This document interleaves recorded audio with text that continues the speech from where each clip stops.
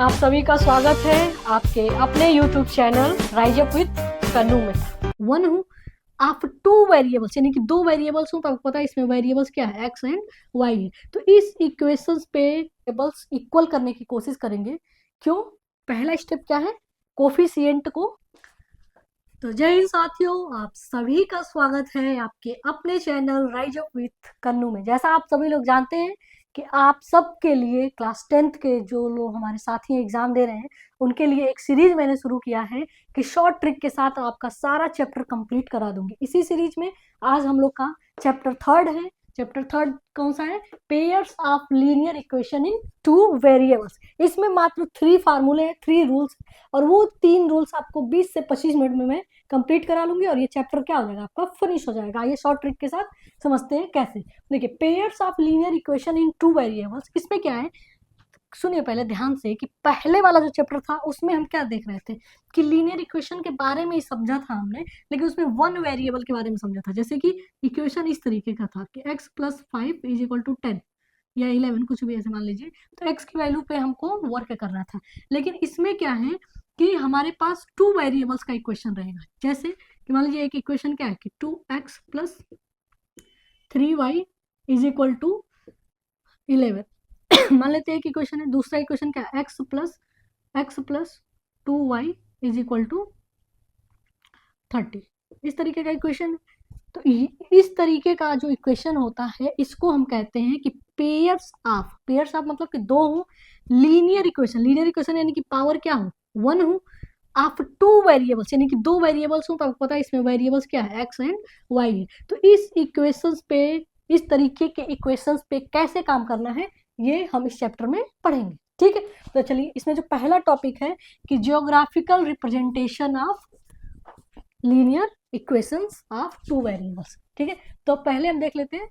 देखिए, geographical representation थोड़ा सा बोरिंग टाइप का लगता है, तो इससे पहले हम समझ लेते हैं कि how to solve linear equation, है ना। How to solve linear equation, ध्यान से समझेंगे सबको समझ में आएगा how to solve linear equation. ठीक है, लीनियर इक्वेशन सॉल्व करने का हमारे पास दो तरीका है। पहला तरीका हम लोग का क्या है, सब्स्टिट्यूशन मेथड। सब्स्टिट्यूशन मेथड ठीक है, इसको हम 5 मिनट में अभी समझ लेंगे। और दूसरा अपना क्या है, एलिमिनेशन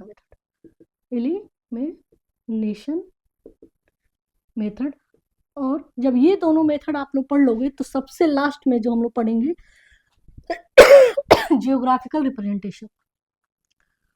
ठीक है, जियोग्राफिकल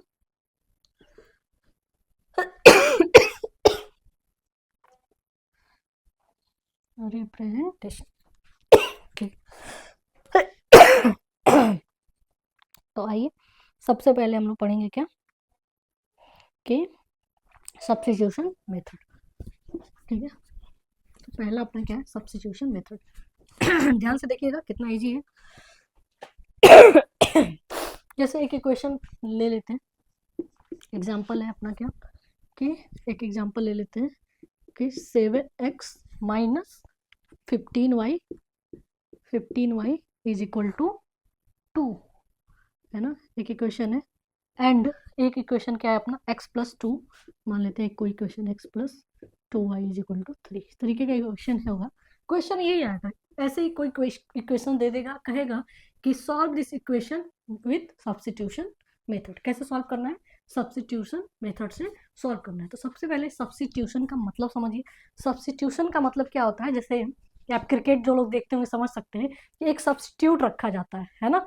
सब्स्टिट्यूट प्लेयर होता है कि अगर कोई प्लेयर है, इंजरी हो गई तो उसके स्थान पे सब्स्टिट्यूट प्लेयर को खिलाया जाता है। तो ऐसे ही इसमें सब्स्टिट्यूशन मेथड में क्या है कि एक के जगह पे दूसरे का वैल्यू रख देना। ठीक है, तो कैसे सॉल्व करेंगे, देखिए सॉल्व करने का तरीका सबसे वो है, आना चाहिए आप लोग को। पहले क्या क्या लिखोगे, गिवन दैट। क्या लिखोगे, गिवन दैट क्या है 7x - 15y = 24। इसको मान लेंगे इक्वेशन 1। x + 2y = 3, इसको मान लेंगे इक्वेशन 2। अब लिखेंगे कि फ्रॉम इक्वेशन 1 फ्रॉम इक्वेशन 2 ले लीजिए, फ्रॉम इक्वेशन 2। देखिए 1 से भी कर सकते थे, लेकिन 2 से हमारा क्या है, मैथ्स हमको क्या सिखाता है कि कम से हम कैसे सोल्यूशन ओरिएंटेड कैसे हम, है ना। तो आप देख रहे हो कि इसमें भी हम x का वैल्यू y के टर्म में फाइंड कर सकते हैं, इसको इधर भेज के, लेकिन यहाँ पे आपको दिख रहा है कि बहुत आसान है, तो इसलिए हम इक्वेशन 2 को चूज करेंगे, फ्रॉम इक्वेशन 2। इक्वेशन 2 देखिए क्या कह रहा है कि x plus 2y is equal to 3। याद रखिएगा, x इज इक्वल टू 3। देखिए x के जगह पे हमने x रखा है, 3 के जगह पे 3, इज इक्वल टू की जगह पे इज इक्वल टू, बस ये +2 नहीं लिखा है, तो +2 को जब हम इधर भेजेंगे, इस साइड भेजेंगे, तो क्या हो जाएगा, -2y। यहाँ तक किसी को कोई प्रॉब्लम है तो पूछिए। सोल्यूशन हम कैसे स्टार्ट करते हैं, सबसे पहले ये लिखेंगे, ठीक है, यहाँ तक देख लीजिए, कोई दिक्कत। चलिए इसको मान लेंगे इक्वेशन 3। फिर कैसे लिखेंगे, from equation 2 and from equation 1 and 1 को लेंगे ना, 1 and 3, 1 and 3 we get 1 and 3 को आप देख लीजिए। तो जब 1 एंड 3 को आप देखोगे, देखो सबसे पहले हम 3 लिख लेते हैं, 1 लिख लो। 1 क्या है, ध्यान दीजिएगा, इक्वेशन 1 क्या है, 7x minus 15y is equal to क्या है, 24। ये है ना आपका इक्वेशन 1। अब क्या करना है इक्वेशन 1 में, जो 3 का x का वैल्यू है ना, जो 3 में x की वैल्यू हमको मिल गई है क्या, 2 माइनस 3y, तो यहाँ पे x के जगह पर 3 माइनस 2y रख देना है। देखो हमने रख दिया 7, x के जगह पे क्या रख देंगे, 3 माइनस 2y माइनस, फिर देखो ये 7 के पे 7, x के जगह पे ये हमने रख दिया है -15y इज इक्वल टू 24। यहाँ पे दिस इम्प्लाइज, ओके, यहाँ तक देख लो, कोई डाउट है, कुछ नहीं किया गया है, सिंपल से क्या किया गया है कि इक्वेशन 1 में x का वैल्यू, ये वाला जो x का वैल्यू है रख दिया गया है, यहाँ तक कोई दिक्कत।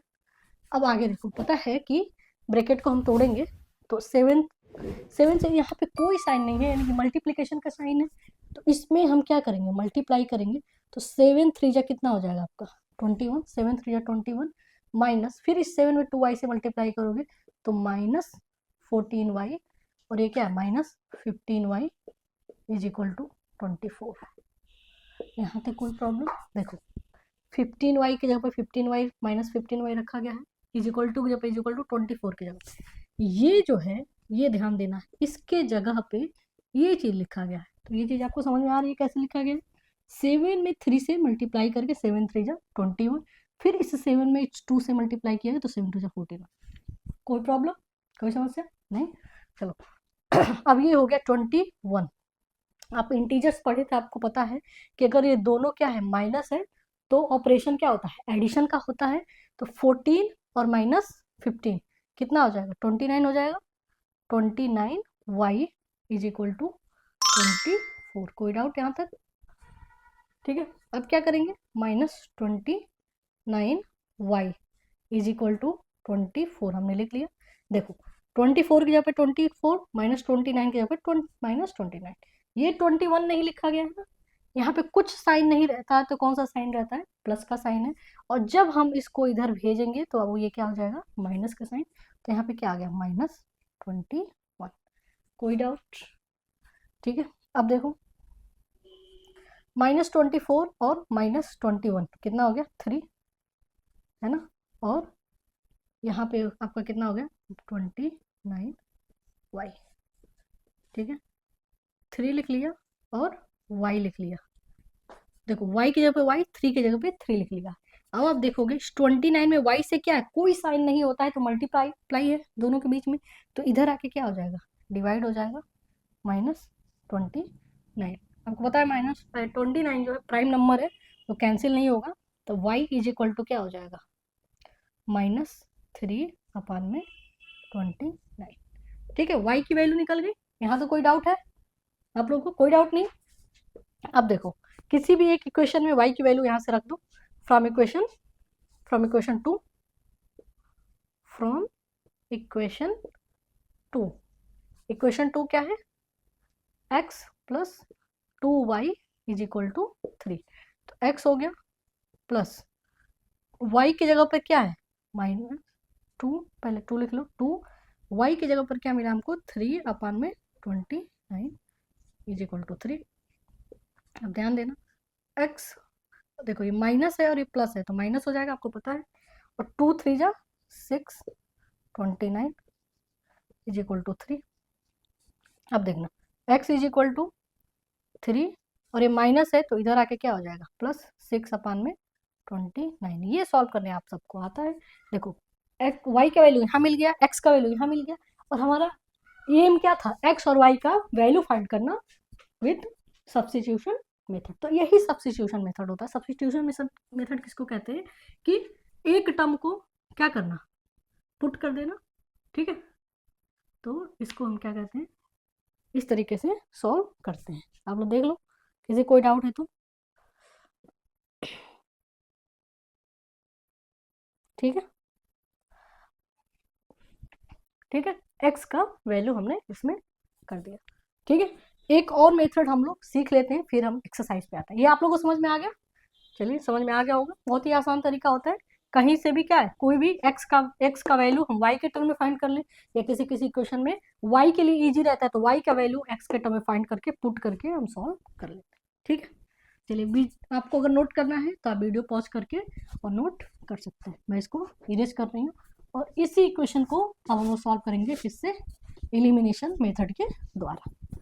ठीक है, फिर जब हम दोनों मेथड समझ लेंगे तो हमारा 75% चैप्टर फिनिश हो जाएगा। फिर एक फार्मूला है वो मैं आपको बता दूंगी, फिर ये चैप्टर हो जाएगा फिनिश। ठीक है,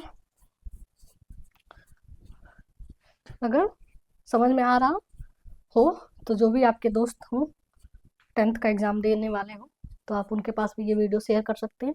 अच्छा लगे तो लाइक भी कर सकते हैं। ठीक है, और कमेंट बॉक्स में आप बता सकते हैं कि आपको ये समझ में आया कि नहीं। ठीक है, अब दूसरा हम लोग इसको देखते हैं। इसी को सॉल्व करना है, इसी एग्जांपल को।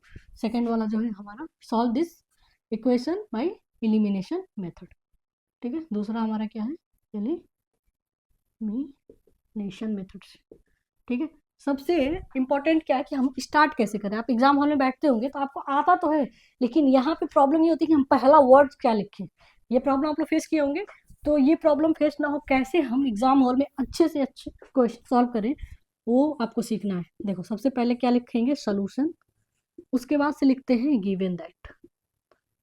गिवन दैट क्या गिवन है? कि 7x minus 15y is equal to 2। इसको मान लेंगे इक्वेशन 1। एंड का भी साइन लगाते हैं, x plus 2y is equal to 3, question 2। देखो, जब भी एलिमिनेशन मेथड से सॉल्व करना होता है तो हम ये सोचते हैं कि कोफिशिएंट को हम क्या कर दें? इक्वल कर दें। मतलब कोफिशिएंट ऑफ वेरिएबल इक्वल करना, फिर सब्ट्रैक्ट कर लेना। जब सब्ट्रैक्ट करोगे कोफिशिएंट इक्वल, जैसे मान लो कि यहाँ पे 7x आ गया तो कोफिशिएंट इक्वल हो गया। अब इसको सब्ट्रैक्ट करोगे तो 7x कट गया। इस पूरे टर्म में सिर्फ y बचेगा, y की वैल्यू फाइंड कर लेना, फिर y की इस वैल्यू को किसी में भी पुट करके x की वैल्यू फाइंड करना। यही तरीका है। तो लेट्स सी। ठीक है, तो इसमें आप क्या करोगे? क्या किया जाए? सबसे इजी तरीका क्या है हमको कि x में अगर हम 7 से मल्टीप्लाई कर दें तो यहाँ भी 7x आ जाएगा, आगे का क्वेश्चन सॉल्व हो जाएगा। तो क्या लिखोगे? From equation 2 multiply by 7 we get. देखो, ये लाइन लिखना बहुत जरूरी है। मैथमेटिक्स में क्या है? एक लैंग्वेज है। मतलब ये पूरा देखो लैंग्वेज समझाया जा रहा है कि हमने क्या क्या किया है। तो 2 में 7 से मल्टीप्लाई कर दो तो क्या हो जाएगा? देखना ध्यान से, ये हो जाएगा 7x प्लस, देखो जब हम मल्टीप्लाई करेंगे 7 से तो पूरे टर्म में करते हैं, है ना। तो इधर जो मल्टीप्लाई करोगे बेटा तो ये क्या हो जाएगा? 7 में 2 से मल्टीप्लाई करोगे तो ये अपना 14y हो गया इज इक्वल टू, फिर हम 7 में इधर में मल्टीप्लाई करेंगे तो 7 3 जा 21, इक्वेशन 3 हो गया। ये समझ में आया? 2 में 7 से मल्टीप्लाई किया गया।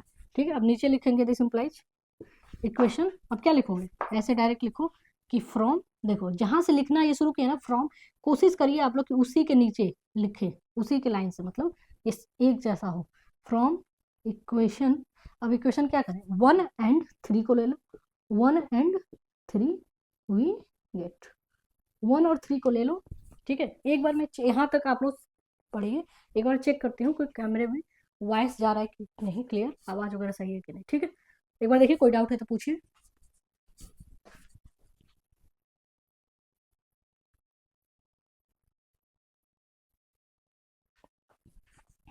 चलिए, तो वॉइस वगैरह सब सही है, अब हम देख लेते हैं। ठीक है, 1 और 3, तो 1 रखिए, 1 इक्वेशन क्या है, 7x-15y is equal to 2, equation 1 है।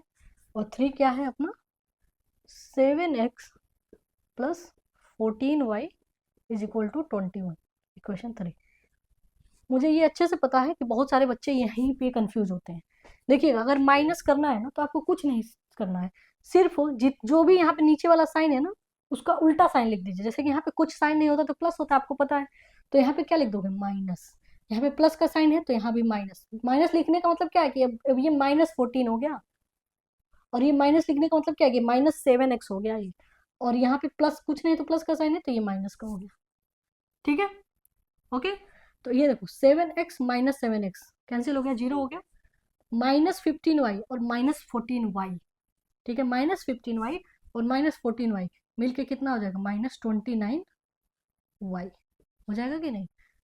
और ये देखो, ये प्लस है और ये माइनस है, तो +2 और -21 -19 हो जाएगा। ठीक है, y इज इक्वल टू -19 -29 हो गया। ठीक है, तो y इज इक्वल टू कितना हो गया, माइनस से माइनस कैंसिल, 19/29, ये y का वैल्यू हो गया। अब आप ले लो equation 2 from equation 2 we get, equation 2 क्या कह रहा है, x+2y is equal to 3, x+2y is equal to 3। अब यहाँ पे आप x की वैल्यू फाइंड करना है +2, y की वैल्यू आप 19/29 लिख के और 3। ये क्वेश्चन आपको सॉल्व करने आता है, यहाँ से x की वैल्यू फाइंड कर लोगे, y की वैल्यू भी फाइंड हो गई। इस तरीके से आपको पता चल गया कि एलिमिनेशन मेथड से कैसे हम लीनियर इक्वेशन को सॉल्व करते हैं। ठीक है, समझ में आ रहा है ना, बोरिंग तो नहीं लग रहा है। ठीक है, तो इसको आप वीडियो पॉज करके अगर नोट करना चाहें तो नोट कर सकते हैं। अब मुझे उम्मीद है कि नोट करने की कोई जरूरत नहीं है, आपको क्लास में ही याद हो गया होगा कि मैं क्या सिखाना चाह रही हूँ। ठीक है, अब देखिए, अब हम लोग स्टार्ट करते हैं, एक्सरसाइज पे आ जाते हैं। बस अगर ये आप लोग को समझ में आ गया, आपको 80% चैप्टर फिनिश हो गया, और सिर्फ अब एक फार्मूला बचा हुआ है जो कि वेरी वेरी इंपॉर्टेंट है, और वो 100% मैं लिख के दे रही हूँ कि 100% श्योर है कि वो एग्जाम में आएगा ही आएगा, वो आपको जानना बेहद जरूरी है। ठीक है, तो वो हम देख लेंगे। इससे पहले एक बार एक्सरसाइज देख लेते हैं। आप लोग अपनी एनसीईआरटी खोल लीजिए। ठीक है, मेरे आईपैड पर भी एनसीईआरटी की है बुक, और एनसीईआरटी में भी खोलती हूँ, फिर आते हैं हम लोग एक्सरसाइज पे। देखिए, एनसीईआरटी में आप पहला एक्सरसाइज जो है, पहला एक्सरसाइज छोड़ दीजिए, अभी पहला एक्सरसाइज में पढ़ाऊंगी, पहले सेकंड एक्सरसाइज पे आते हैं। एक्सरसाइज 3.1 को आप स्किप करिए और नीचे आ जाइए आप पेज नंबर 30 पे, और पेज नंबर 30 पर देखिए पहला हेडिंग क्या है, देख सकते हैं आप लोग। ठीक है, कैमरे के पास में दिखा रहे हैं कि पेज नंबर 30।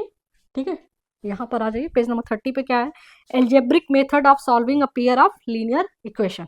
उसमें पहला क्या है, सब्स्टिट्यूशन मेथड। सब्स्टिट्यूशन मेथड अभी हमने देख लिया, एग्जाम्पल 4 आप सॉल्व कर लोगे। ठीक है, हाँ, कभी कभी क्या देता है, वेरिफिकेशन करने के लिए भी कहता है, तो वेरिफिकेशन करने के लिए अगर बोले तो हमको क्या करना है कि जैसे जो भी x और y का वैल्यू आया है ना, तो उसको इसमें पुट कर देना है। आइए मैं 1 मिनट बता भी देती हूँ वेरिफिकेशन इस कैसे करते हैं। इस इक्वेशन को आप सॉल्व करोगे ना, तो अभी हमने y का वैल्यू याद है ना, y का वैल्यू हमने क्या फाइंड किया है, 19/29, याद है ना, 19/29, और x का वैल्यू मैंने छोड़ दिया था, पूरा सॉल्व नहीं किया था, लेकिन आप उसको पूरा सॉल्व करोगे तो ये आ जाएगा आपका 49/29। ठीक है, तो कभी कभी देखिए, जब 2 मार्क्स का या 3 मार्क्स का लॉन्ग क्वेश्चन आता है तो कहता है कि वेरिफिकेशन भी करिए, तो आप हेडिंग डालोगे कि वेरिफिकेशन, है ना, तो वेरिफिकेशन में कोई भी एक इक्वेशन ले लीजिए। ठीक है, from equation 2, from equation 2। Equation 2 क्या है, x plus 2y is equal to 3। अब इसमें क्या लेते हैं, लेफ्ट हैंड साइड लेते हैं, लेफ्ट हैंड साइड ये वाला x प्लस 2y। x के जगह पे आप रख दो 49 अपान में 29 और y की जगह पे 2 इंटू 19 अपान में 29। क्या किया जा रहा है, जो भी देखो x और y की वैल्यू अगर सही है तो उसकी वैल्यू पुट करने पे 3 आ जाना चाहिए, तो हम पुट करके देख ले रहे हैं x और y की वैल्यू। अब देखो ये कितना हो गया 49। अब देखिए प्लस 2 और 19, 2 और 19 जब मल्टीप्लाई करोगे तो 38 हो जाएगा, तो 38 और ये क्या हो गया 29। ठीक है, इसको आप ऐड करो तो 8 और 9 17 का 7 4 3 7 और ये 8 है ना, सही हुआ है ना, अपान में 29। अब देखो 29 1 जा 29, 29 3 जा 87 होता है, तो यहाँ पे क्या आ गया 3 अपान में 3 और नीचे क्या बचा है 1, और 3 अपान में 1 को हम क्या लिख सकते हैं 3 हो सकता लिखेंगे, और यही अपना क्या है राइट हैंड साइड है, तो इसलिए क्या था अपना आंसर जो है कि रॉन्ग था। एग्जाम में आप क्या कर सकते हो कि अगर वेरिफिकेशन नहीं भी दिया है तो अगर आपके पास टाइम बच रहा है तो आपने जो भी आंसर फाइंड आउट किया है आप रफ पेज में वेरिफिकेशन करके देख सकते हो क्योंकि आपका आंसर सही है कि नहीं, तो ये भी आप लोग कर लेना। ठीक है, आ जाते हैं एक्सरसाइज पे। एग्जाम्पल 7 देखो, एग्जाम्पल आपको एक भी नहीं छोड़ना है क्योंकि मैक्सिमम क्या होता है एग्जाम्पल ही आता है एग्जाम में सॉल्व करने के लिए। ठीक है, तो एक्सरसाइज 3.1 में देखिए solve the following linear equation of by substitution method, तो बड़े आराम से सब्स्टिट्यूशन मेथड। देखो सब्स्टिट्यूशन और एलिमिनेशन, एग्जाम हॉल में इतना प्रेशर होता है ना कि भूल जाते हैं हम लोग, कभी कभी सब्स्टिट्यूशन बोल दिया आप एलिमिनेशन करके आ जाते हो, तो कैसे याद रखना है कि सब्स्टिट्यूट का मतलब क्या है कि एक को हटा करके, ठीक है, एक का वैल्यू दूसरे के टर्म में फाइंड करना है ना, एक का वैल्यू दूसरे के टर्म में फाइंड करना है। और इलिमिनेशन का मतलब क्या है कि ऊपर नीचे लिख के एडिशन सब्ट्रैक्ट करना, एक को काट देना है, तो वो इलिमिनेट काटना मतलब इलिमिनेशन मेथड। ठीक है, और सब्स्टिट्यूट करना का मतलब कि एक्स का वैल्यू वाई के टर्म में फाइंड करके वैल्यू पुट करना। ठीक है, इस तरीके से आप दिमाग में अपने रख लेना, प्रैक्टिस कर लेना। ठीक है, तो आप सारे के सारे क्वेश्चन क्या कर सकते हो सॉल्व कर सकते हो। 30 देखो देख लो एक बार पढ़ लेते हैं। फर्स्ट क्वेश्चन कितना इजी है, सेकेंड क्वेश्चन भी इजी है। ठीक है, सेकेंड क्वेश्चन में देखो s/3 प्लस t/2। देखो ये लॉन्ग चैप्टर तो है नहीं, ये मैं ट्रिक से बस शॉर्ट तरीके से कैसे आप लोग बोर्ड एग्जाम के लिए रिवीजन कर लो, इसलिए ये क्लास बन रहा है। ये क्लास बन जाएगा उसके बाद में प्रॉपर एक जो है कि सीरीज शुरू करने वाले जिसमें एनसीईआरटी का एक एक क्वेश्चन मैं सॉल्व कराऊंगी क्लास 9 से लेकर के क्लास 12 तक। ठीक है, तो इसके लिए मुझे माफ करिएगा क्योंकि आप मैं सारे क्वेश्चन नहीं बता पाऊंगी, है ना, सिर्फ मुझे जो जितना मैंने समझाया है उससे आप लोग को कॉन्फिडेंस बन जाए कि आप लोग कर लोगे, ये सारे क्वेश्चन कर लोगे। अब बात कर लेते हैं एलिमिनेशन मेथड की। एलिमिनेशन मेथड पे आप लोग आ जाओ एक्सरसाइज पर। हाँ देखो, solve the following pairs of linear equation by elimination method. देख रहे हो कितना इजी क्वेश्चन दिया, x plus y is equal to 5 और 2x minus 3y is equal to 4, ये भी कर लोगे। ठीक है, हम नीचे समरी आप दो चैप्टर हैं। इससे पहले हम एक और जो पॉइंट बचा है जो सबसे ज़्यादा इंपॉर्टेंट है उसको हम लोग देख लेते हैं, जो कि क्या है geometrical representation of equation of pair of equation of in two variables. ठीक है, तो ज्योमेट्रिकल रिप्रेजेंटेशन हम लोग पढ़ लेते हैं।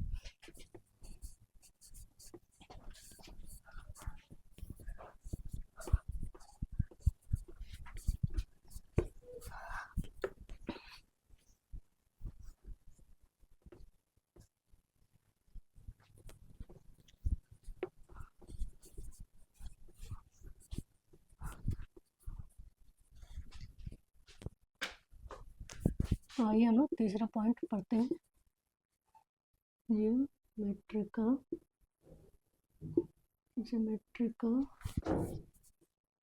Representation, geometrical representation of equations. ठीक है, तो इक्वेशन इस तरीके से दिया रहेगा, एग्जाम्पल से समझते हैं। ठीक है, ये पहले फार्मूला लिख लेती हूँ। देखिए एक इक्वेशन है a1x plus b1y plus c1 is equal to 0, एक इक्वेशन है, एंड गिवन दैट, गिवन है। दूसरा क्या है, a2x plus b2y plus c2 is equal to 0, equation 2। ठीक है, तो इसमें एक चीज़ ये याद रख लो कि 3 कंडीशन बन सकते हैं। क्या बन सकता है, 3 कंडीशन बन सकता है। पहला क्या हो कि a1 अपान में a2 जब लिखें और b1 अपान में b2 लिखें तो ये बराबर ना हो। ऑब्वियसली हो सकता है, जैसे अभी पिछला क्वेश्चन हमने देखा है कि उसमें बराबर नहीं था। दूसरा कंडीशन क्या हो कि a1 अपान में a2 is equal to b1 upon में b2 हो और फिर c1 अपान में c2 भी हो, है ना। तीसरा कंडीशन क्या बन सकता है कि a1 अपान में a2 हो, b1 अपान में b2 हो, लेकिन क्या हो c1 अपान में c2 नहीं हो। ठीक है, तो ये ध्यान रखना है कि अगर ये कंडीशन आ रहा है, ओके, अगर ये कंडीशन आ रहा है तो ये जो लाइन है ना, ये जो लाइन है ये इंटरसेक्ट करेगा। अगर a1 अपान में a2 is not equal to b1 upon में b2 तो ये जो दोनों लाइन है वो इंटरसेक्ट करेगा, इंटरसेक्टिंग लाइन होगा। क्या होगा, इंटरसेक्टिंग लाइन होगा। जब इंटरसेक्टिंग लाइन, जैसे एक लाइन ऐसे होगा और दूसरा लाइन ऐसे होगा, जैसे ये लाइन L1 है, मान लेते हैं ये L1 को रिप्रेजेंट कर रहा है L2 को, तो ये L1 है तो ये L2 होगा। जब लाइन एक दूसरे को इंटरसेक्ट कर रहा है तो आपको पता है कि एक जगह पर इंटरसेक्ट करेगा तो इसका क्या होगा, यूनिक सोल्यूशन। क्या होगा, यूनिक सोल्यूशन, मतलब कि एक सोल्यूशन होगा और ये क्या होगा, कंसिस्टेंट होगा। कंसिस्टेंट, जब भी यूनिक सोल्यूशन आता है तो उसको हम कंसिस्टेंट भी कहते हैं। दूसरा कंडीशन क्या होगा कि अगर ये आ जाए कि a1 मतलब a1 अपान में a2 is equal to b1 upon में b2 is equal to c1 अपान में c2 हो जाए तो इसको हम कहते हैं कि क्वांसाइड करेगा। लाइन क्या करेगा, क्वांसाइड। क्वांसाइड करने का मतलब क्या है कि ये L1 है ना, इसी पे दूसरी लाइन भी होगी L2, है ना, और जो उसी पे होगी क्वांसाइड करना, क्वांसाइड करने का मतलब एक दूसरे के ऊपर से जाएंगी तो क्या होगा, बहुत जगह इनफाइनाइट टाइम्स इंटरसेक्ट करेंगी तो इसमें क्या हो जाएगा, मेनी सोल्यूशन हो जाएगा। इसका क्या होगा, मेनी सोल्यूशन हो जाएगा और ये क्या होगा, डिपेंडेंट कंसिस्टेंट होगा। जब मेनी सोल्यूशन होता है तो उसी को कहते हैं डिपेंडेंट कंसिस्टेंट, डिपेंडेंट कंसिस्टेंट। तीसरे कंडीशन में क्या होगा, अगर ये कंडीशन आ रहा है तो लाइन क्या होती है, पैरेलल लाइन। ये दोनों लाइन L1 और L2 क्या हो जाएगा, पैरेलल लाइन हो जाएगा। Parallel, parallel line, parallel line का मतलब क्या है, ये L1 है तो ये L2 हो जाएगा। तो आपको पता है जब पैरेलल लाइन होगा तो इंटरसेक्ट ही नहीं करेगा तो यहाँ पे क्या हो जाएगा, नो सोल्यूशन। क्या होगा यहाँ पर, नो सोल्यूशन। और जब नो सोल्यूशन आता है तो इसी को इनकंसिस्टेंट कहते हैं, इनकंसिस्टेंट, इनकंसिस्टेंट। ठीक है, देखो एग्जाम में क्वेश्चन कैसे आएगा, लाइन ऐसे ऐसे इक्वेशंस दे देगा, ठीक है, और पूछेगा कि बताओ, ऑप्शन में भी पूछ सकता है, ऑब्जेक्टिव टाइप में भी या ऐसे भी कि बताओ इसका नेचर क्या है। ऑप्शन में दे देगा इंटरसेक्टिंग या ऐसे दे देगा कंसिस्टेंट है कि डिपेंडेंट कंसिस्टेंट है कि इनकंसिस्टेंट है। तो आप कंपेयर करके, अगर आपको फार्मूला पता है तो कंपेयर करके बता लोगे। ठीक है, जब ये डायग्राम आपको याद रहेगा, देखो अगर सब बराबर ही हैं, जब a1 a2 सब बराबर जा रहा है तो एक दूसरे पे पैरेलल ही होगा ना। और जब पैरेलल होगा तो देखो ये याद करने का तरीका बता रही हूँ मैं, क्योंकि ये भूल जाता है। अगर ये पैरेलल है बेटा तो ये क्या होगा, मेनी सोल्यूशन देगा। तो मेनी सोल्यूशन देगा यानी कि डिपेंडेंट कंसिस्टेंट हो गया, यानी कि कोइंसाइड है ना। और देखो a1 a2 है, b1 b2 है, ये सब बराबर है, लेकिन ये c1 वाला बराबर नहीं है, यानी कि ये क्या होगा, पैरेलल होगा लाइन, है ना। जब लाइन पैरेलल होगा तो ये क्या हो जाएगा अपना, कि जब पैरेलल है तो कहीं कटेगा ही नहीं तो सोल्यूशन ही नहीं आएगा, तो ये इनकंसिस्टेंट हो गया। और ज्यादातर ये लाइंस क्या है, यही होते हैं जो है कि इंटरसेक्टिंग लाइन होते हैं।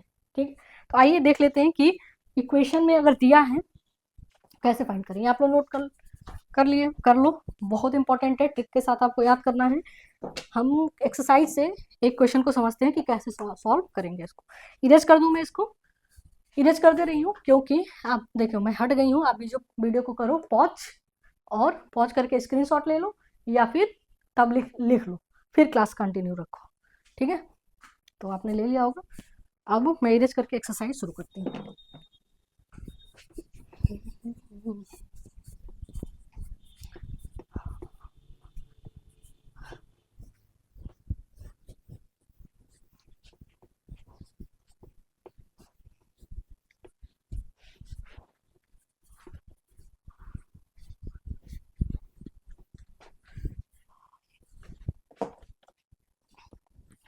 तो फर्स्ट एक्सरसाइज पे आ जाते हैं हम लोग 3.1 पे। तो आप लोग भी जल्दी जल्दी आ जाओ 3.1। ठीक है, 3.1 में देखो, 3.1 का दूसरा क्वेश्चन पहले पढ़ते हैं, फिर पहला देख लेंगे। On comparing the ratios for out two, देखो पेज नंबर में बता दे रहे हैं 29 पे आ जाइए आप लोग, पेज नंबर 29, एक्सरसाइज 3.1। ठीक है, क्या कह रहे हैं, on comparing the ratios of even, ये सब आप लोग पढ़ सकते हैं। ठीक है, following pairs of linear equation intersect at a point और पैरेलल आर कॉन्साइड। तो आप बड़े आराम से देख के कर सकते हो, है ना। आपको दिख रहा है पहला 5/7 इज इक्वल टू -4/6। तो ये नॉट इक्वल टू है, तो पहला देखते ही आपका क्या कह सकते हो, जल्दी बोलो, कमेंट बॉक्स में जल्दी लिखो कौन सा है। 2 का फर्स्ट का आंसर क्या है, yes very good, intersecting line है। ठीक है, ऑन कंपेयरिंग दिस, अब आपको बताना है क्वेश्चन कंसिस्टेंट है कि इनकंसिस्टेंट है। कंसिस्टेंट कब होगा कि इनकंसिस्टेंट एक ही कंडीशन में होगा कि जब क्या हो अपना C1 में C2, है ना, लास्ट वाला आप लोग देख लोगे कि इनकंसिस्टेंट का मतलब ही क्या होता है, पैरेलल हो। और पैरेलल कब होगा कि जब B1/B2 is not equal to C1/C2, तो इनकंसिस्टेंट होगा। तो देख लेना आप। ठीक है, which of the following pairs of equation consistent inconsistent. अब देखो कंसिस्टेंट इनकंसिस्टेंट पूछे या पैरेलल पूछे, कोइंसाइड पूछे या इंटरसेक्टिंग पूछे, सबका मतलब आपको समझ में आ गया है। 7th question, draw the graph of the equation. ये क्वेश्चन में आपको करके बताऊंगी, क्योंकि इसमें देखो पहले तो ये क्वेश्चन आ सकता है एग्जाम में, तो इसको आपको स्किप करना चाहिए, क्योंकि ग्राफ बनाने में बहुत थोड़ा सा टाइम लग सकता है, लेकिन फिर भी आपको आना चाहिए। तो मैं बता दे रही हूँ एक ग्राफ वाला क्वेश्चन के लिए बेटर होगा कि हम एक एग्जाम्पल से कर लें जल्दी जल्दी। ठीक है, एग्जाम्पल फर्स्ट पर आ जाइए। ग्राफ वाला क्वेश्चन हम लोग कर लेते हैं।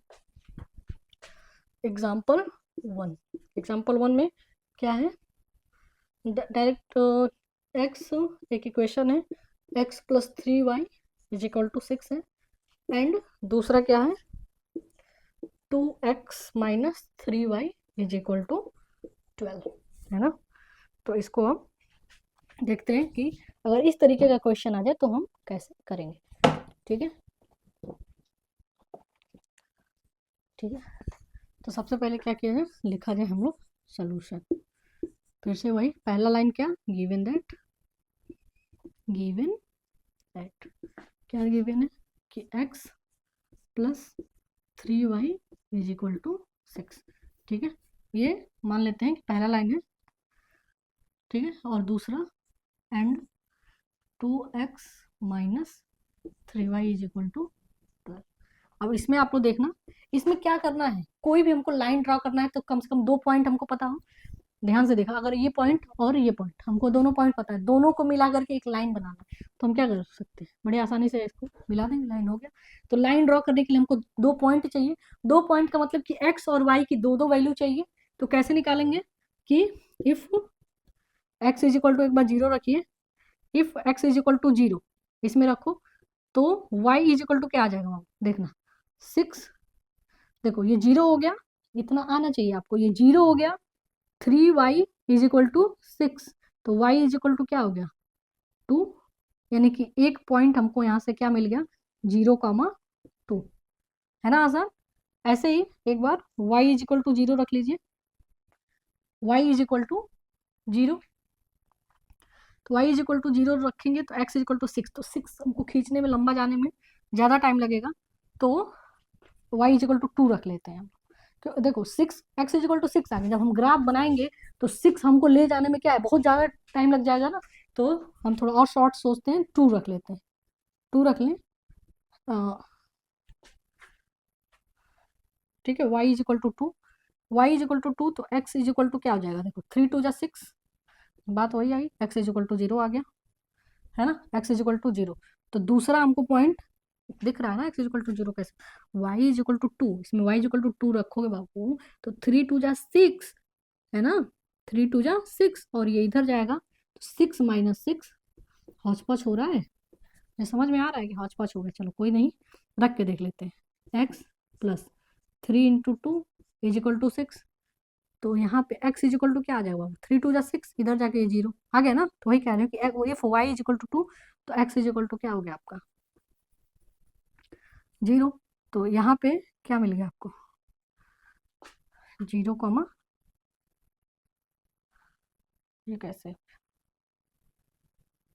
अच्छा ये देखो फिर से वही पॉइंट मिल रहा है, तो ऐसा नहीं करेंगे, थोड़ा सा इसको कोई और वैल्यू रखते हैं, x इज इक्वल टू ही हम क्या रख ले 2 रख लेते हैं, x इज इक्वल टू 2 नहीं 3 रख लेते हैं, x इज इक्वल टू 3, हाँ x इज इक्वल टू 3 रख लेते हैं।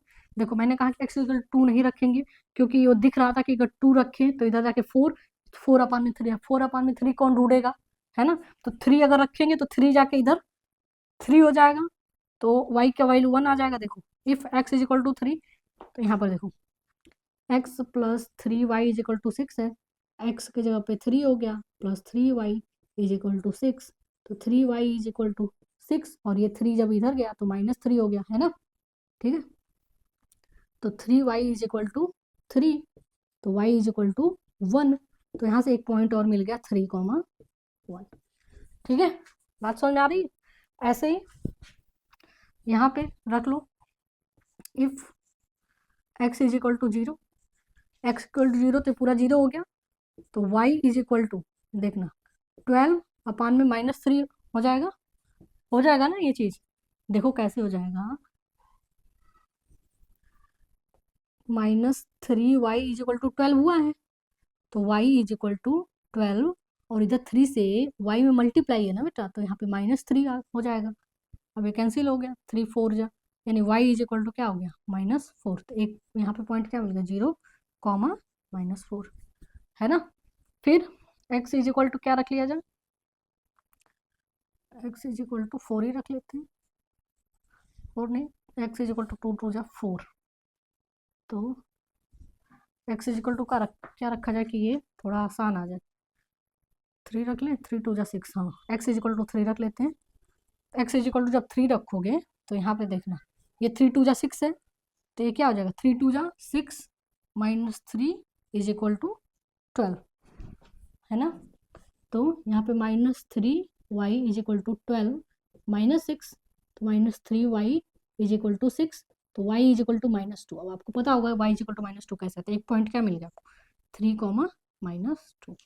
अब इसको हमको ड्रा करना है, ये है क्या है फॉर, ये L है, L1 को रिप्रेजेंट कर रहा है, ये L2 को कर रहा है, तो इसके लिए हमको 0,2, अब देखो इसको कैसे हम ड्रॉ करते हैं, देखो ये क्वेश्चन तो समझ में आया होगा ना कैसे हुआ है,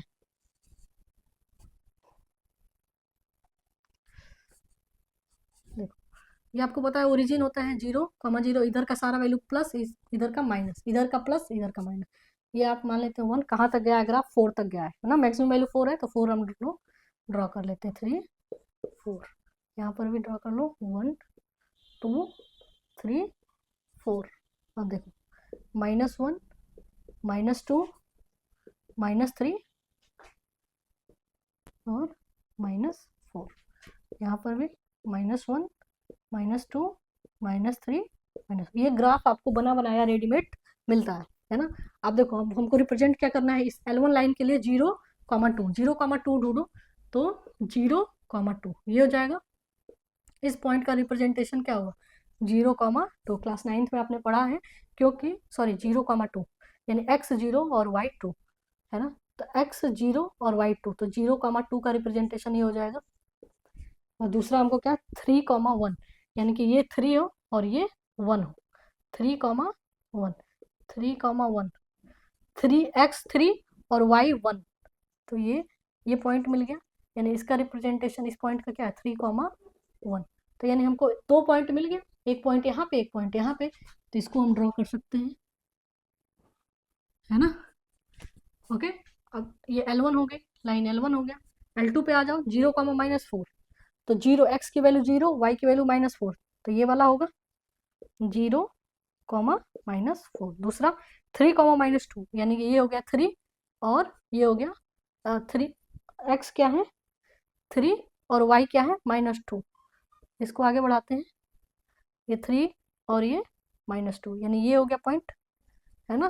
तो ये इसका रिप्रेजेंटेशन क्या होगा 3, -2। ये समझ में आ रहा है ना। 3, -2 जब कोई भी पॉइंट है वो x और y को रिप्रेजेंट कर रहा है। 3, -2 है तो x पर हमको 3 लेना है और y पे -2 लेना है। इसको आगे बढ़ाओ, इसको आगे बढ़ाओ, इंटरसेक्ट जो होता है इसी का कोऑर्डिनेट हो गया 3, -2। ठीक है, अब इस पॉइंट को आप देखो, एक पॉइंट ये मिल गया L2 लाइन के लिए, इसको ऐसे मिला दो, L2 हो गया ये, है ना, ये L1 हो गया। ये देखो इंटरसेक्ट कर रहा है। अगर ये मैं डायग्राम जैसे स्केल से होता तो ये एक्स पर इंटरसेक्ट करता, तो ये क्या हो गया, ये इसका ज्योमेट्रिकल रिप्रेजेंटेशन हो गया। ठीक है, तो ये क्या हो गया अपना इंटरसेक्टिंग लाइन है। ये दोनों क्या है इंटरसेक्टिंग लाइन है। ठीक है, इतना हमने प्रैक्टिकली करके देख लिया कि इंटरसेक्टिंग लाइन है। और यहाँ से आप कंपेयर करके भी देख सकते हो A1 में A2 और B1 बराबर नहीं होना चाहिए, करके देखो। A1 क्या है 1 और A2 क्या है 2, इज नॉट इक्वल टू 3 में ये B2 क्या है -3। देख रहे हो ना, ये बराबर नहीं है ना, यानी ये क्या है इंटरसेक्टिंग। ये देख करके भी आप बता सकते थे कि इंटरसेक्टिंग लाइन को रिप्रेजेंट करता है। और ये देखो हमने सोल्यूशन में भी दिखा दिया कि ये क्या इंटरसेक्टिंग लाइन है। बात समझ में आ रही है, मुझे उम्मीद है कि आप सब लोग को समझ में आई होगी। देखिए पूरे चैप्टर में हमने सिर्फ 3 चीज समझा है। पहला कि एलिमिनेशन मेथड से, सब्स्टिट्यूशन मेथड से, और तीसरा कि ज्योमेट्रिकल रिप्रेजेंटेशन क्या होता है। और ज्योमेट्रिकल रिप्रेजेंटेशन से हमने 3 नए वर्ड्स समझे कि कंसिस्टेंट क्या होता है, डिपेंडेंट कंसिस्टेंट और इनकंसिस्टेंट क्या होता है। मुझे उम्मीद है कि आपने क्लास को एंजॉय किया होगा। जय हिंद, जय भारत, थैंक यू।